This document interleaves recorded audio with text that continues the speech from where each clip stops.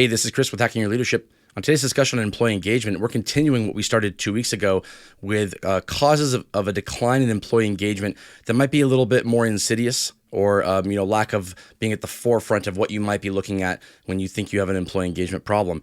If you haven't listened to the first 2 episodes, go back and do so. There's great discussions on red tape and on communication skills from leaders. On this episode, I want to talk about the importance of one-on-ones and how the lack of them really impacts employee engagement. And, we've seen tons of data over the last few years that says that almost the single biggest determining factor of employee engagement is whether or not there's an effective one-on-one strategy between a leader and a person, whatever that looks like. And when I say effective, I mean works for both people, works for the leader and works for the employee. If there is an effective one-on-one strategy where the time is given and it's done well in a way where both people leave the interaction thinking that was a really good interaction, it strengthened the relationship. I got what I needed out of it. I was able to say what I needed to say. If both people say those things going out of an interaction like that, the likelihood of an employee like that feeling disengaged is very, very low. And so the importance of doing this well is incredible. But given that, it's crazy how little it works in a lot of companies. It's crazy how little the time is allotted or that the skill sets are taught to make sure this process goes well, given how important it seems to be to the individual employee engagement of each person. Yeah, I think it's such an important conversation to have, because a lot of what I think is built-in skill when it comes to having effective conversations, one-to-ones, touch bases with people is your own experience and right. What you received in your own. And we tend to define that as, well, this is what's expected or this is what I should do. And if that was not of quality, or if that was not aligned with getting maybe the most out of someone, or you just feel like, okay, well, this is just like, I just got to check these boxes, do these things, turn it in, or, go do these couple of behaviors and I'm good. Like, however that approach was done is typically how we then cascaded down to our teams. And even in places where I've seen like phenomenal tools about concepts and, like, to your point, like how do people feel walking away from this? What's the intention of this? Like, even in all of that, we all know that, like, how people feel is derived from how we treat them. And even if I say the same words to you that somebody else said, it may not come across the same way because I don't have maybe an authentic relationship with that person. I don't have a level of trust that makes it, like, it makes my words meaningful, and and they're sticky because they know that I'll do something with them, or that I'm providing them real clear observations and things like that. So, so much of a quality connection with someone has a ton to do with the interactions beforehand. You say this all the time, of like a collection of interactions over time.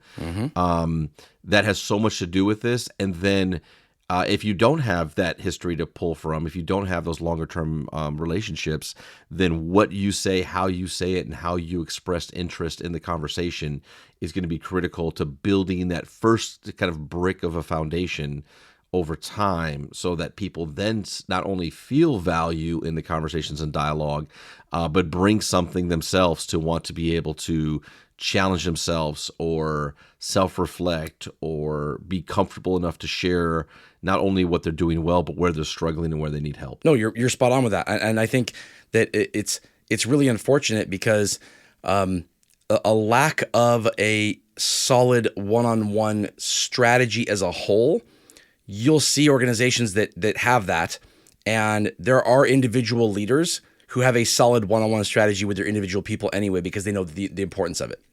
And then you also see organizations where there is a solid strategy to implement one-on-ones, and the organization as a whole knows that it's important, and they put the time in, and they put the training in, and they send their leaders to getaways and places where they can learn from third-party organizations and consultants on how to do this better.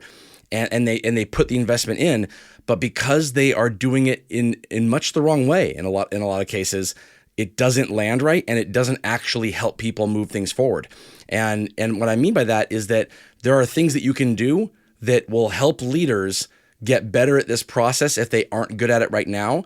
But most of it does not entail sitting in a room while someone delivers a presentation on how to give a good one-on-one.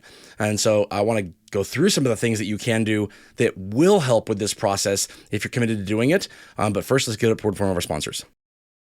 All right, if you're a leader of people and you're trying to figure out how to have more solid and effective and good one-on-ones with your people, this is going to sound a lot like last Thursday we were talking about communication skills and leveling up your communication skills. It takes role modeling it, and if you are trying to help others, or if you're trying to get better at yourself, it takes watching a role model do it. And there's no way to learn this from a presentation on how to get better at it. You have to watch it in action, and you have to watch it several times. And so if you're trying to get better at it yourself, you should partner with a peer of yours that you know is good at doing this, and asked if you can sit in on one of their or a few of their one-on-ones they have with their people.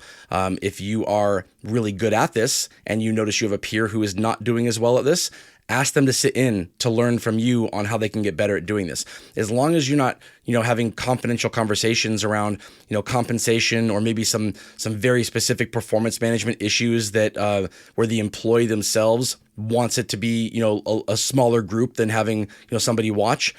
Most of these conversations are perfectly fine to have other people in the room for, if it's presented or kind of pre-positioned as a learning opportunity for that person, because the more exposure someone can get to what a good one-on-one looks like, the more that happens, the more likely they are to be able to replicate it, because you need several examples of it over time.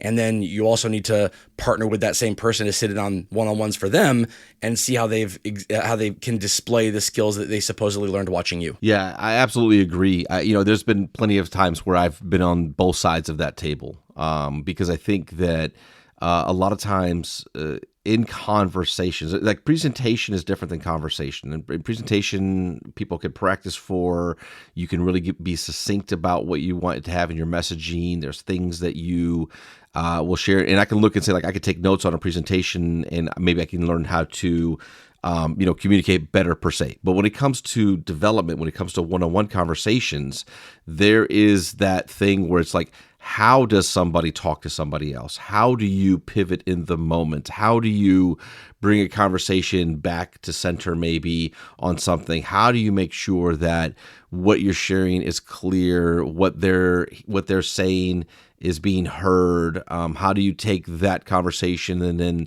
put it into an actual actionable plan kind of going forward? Like all of those types of things, again, you can read about in theory, you can watch a professional showcase how they do it, but in the informal dialogue, the conversation, the sit down, and then to play both sides of the table, to like watch somebody who's got skill in doing this over time. And even if you're the person who is like in the moment, like you're getting the development, I think that like beyond just what is being asked of you or the conversation that you're having with your direct leader, how are they doing it? How are you feeling?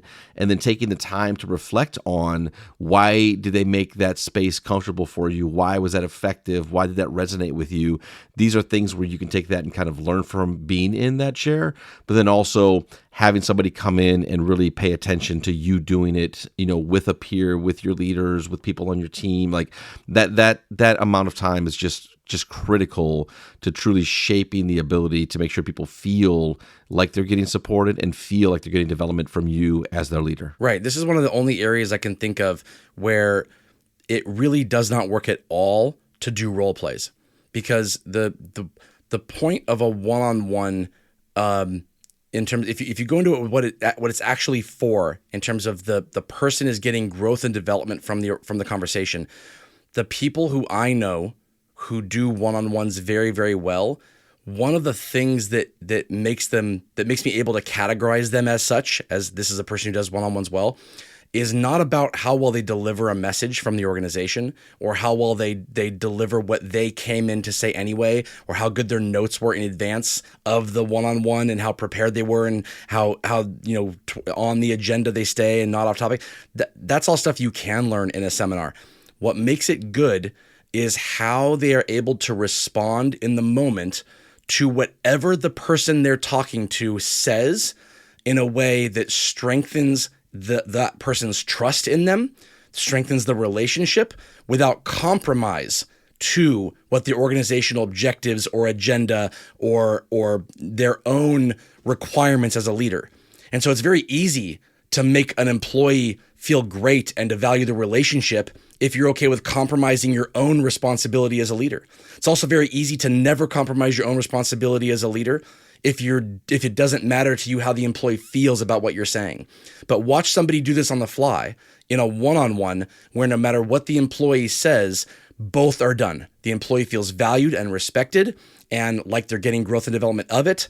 And the leader is not compromising any of their own objectives or the organizational objectives. And they're able to do that on the fly without being able to prep or think or have the question given to them in advance. That is the hallmark of a great one-on-one. And it takes practice, and it takes role modeling, and it takes watching it over time, and it takes confidence in that you have the ability to do it. Otherwise, you just won't be able to deliver in the moment. Thank you all for joining us in this discussion on employee engagement. We'll see you next Thursday for the next one as we continue this discussion on insidious causes of low employee engagement. You have a great day.